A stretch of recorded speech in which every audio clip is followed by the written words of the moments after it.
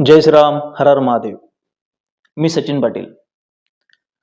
छगन भुजबळ यांनी एक जो देखावा निर्माण केलेला आहे, देखावाच की मी ओबीसीच्या हक्कासाठी, ओबीसींच्या हक्काच्या आरक्षणासाठी मी भांडतोय. देखावा याच्यासाठी की छगन भुजबळांची विचारसरणी काय आहे हे आपल्या सगळ्यांनाच माहिती आहे. कोणाचे हक्क अधिकार याच्यासाठी भांडण्यापेक्षा कोणावर तरी म्हटल्यापेक्षा धर्माच्या बाबतीत त्यांची जी भूमिका आहे की आज तुम्ही जेही काही शोषित आहात, ज्यांचंही शोषण झालेलं आहे, याला सर्वात जास्त जर काही कारणीभूत असेल तर तो हिंदू धर्म आहे, ही त्यांची भूमिका सुरुवातीपासून राहिलेली आहे. कालपर्यंत त्यांच्या रडारवर ब्राह्मण होते आणि आज त्यांच्या रडारवर मराठी आलेले आहेत. जे मी 5-6 वर्षापूर्वी बोललेलो होतो, त्याही आधीपासून मी बोलतोय ते की ब्राह्मण तो बहाणा आहे, मराठा असली निशाण आहे. आणि आता हे जे षडयंत्र आहे किंवा आता ही जी परिस्थिती आहे ही उघड झालेली आहे, ही लोकांपुढे आलेली आहे. नाव ब्राह्मणांचं घ्यायचं आणि निशाणा साधायचा तो मराठ्यांवर. आता हे उघड झालंय आणि आता उघडपणे ही मांडणी आपण सगळ्यांच्या समोर ती आलेली आहे. छगन भुजबळांच्या या विचाराशी सहमत असलेली लोकांची संख्या जी आहे ती काही मोजकी नाही आहे. छगन भुजबळांना आंधळे समर्थक आहेत, आपल्या सगळ्यांनाच माहिती आहे. He is a mass leader.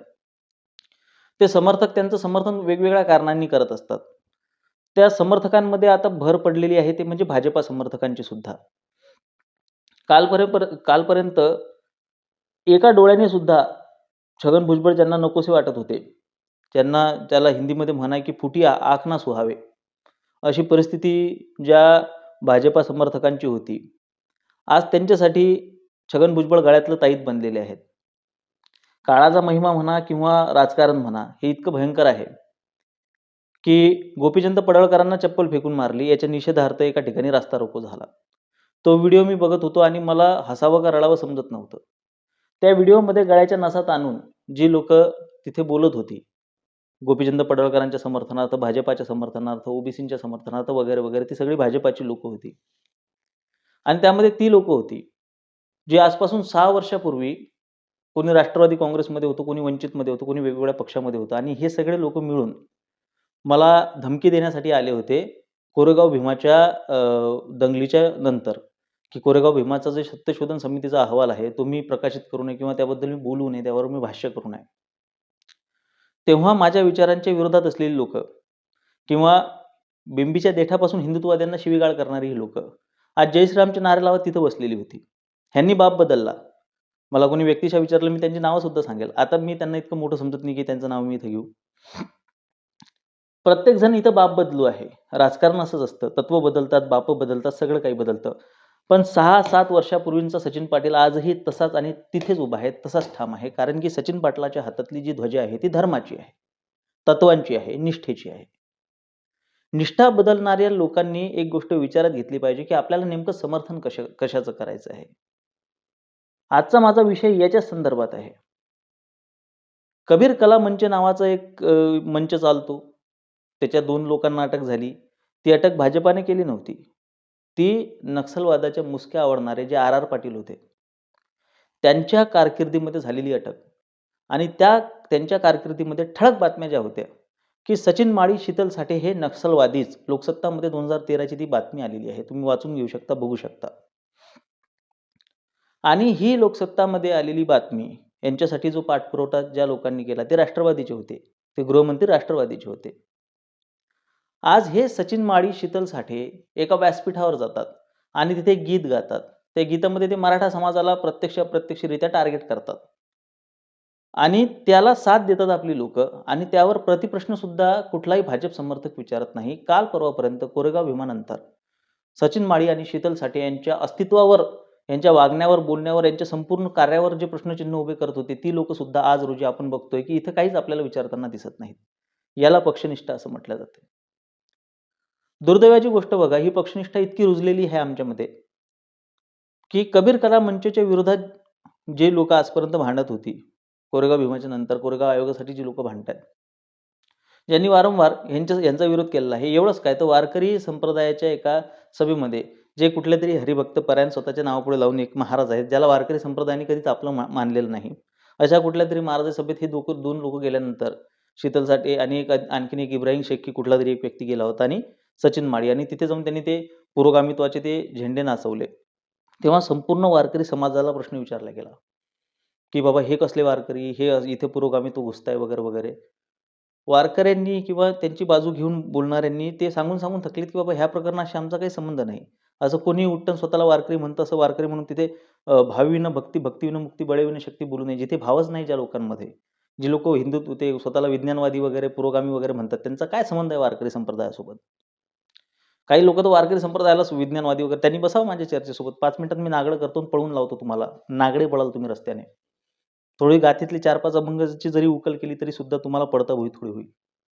पण कालपर्यंत वारकरी संप्रदायावर सुद्धा प्रश्न विचारणारी लोक आज भुजबळ आणि पडळकर असलेल्या व्यासपीठावर सचिन माळी, शीतल साठे जातात. त्यांना तुम्ही व्यासपीठ उपलब्ध करून देताय.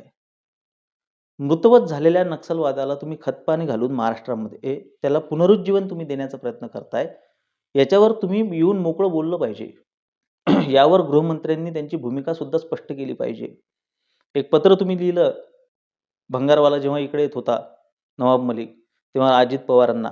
पण इथं मात्र तुम्ही तर काहीच, तुमची ती इथं भूमिका पण सुद्धा दिसत नाही. प्रत्येक गोष्ट काय गृहमंत्र्यांनीच करावी का? प्रत्येक वेळेस काय गृहमंत्र्यांनी पण मग निदान भाजप समर्थकांनी सुद्धा या भाजपाच्या ह्या स्टँडवर भूमिकेवर, बरेच लोक म्हणतात की याच्याशी भाजपाचा काय संबंध? अरे गोपीचंद पडळकरांसोबत तुमचा संबंध नाही का? छगन भुजबळांसोबत तुमचा संबंध नाही आहे का?